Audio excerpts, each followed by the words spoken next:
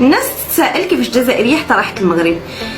يعني انا جزائريه متزوجه بمغربي. هذا السؤال قلت لكم يطرح بزاف. كيفاش تزوجنا؟ انا كنت خدامه المهم في واحد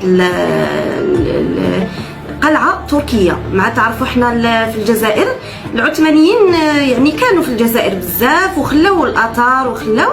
انا كنت خدامه في هذا المجال ديال الاثار والمتاحف وهذا.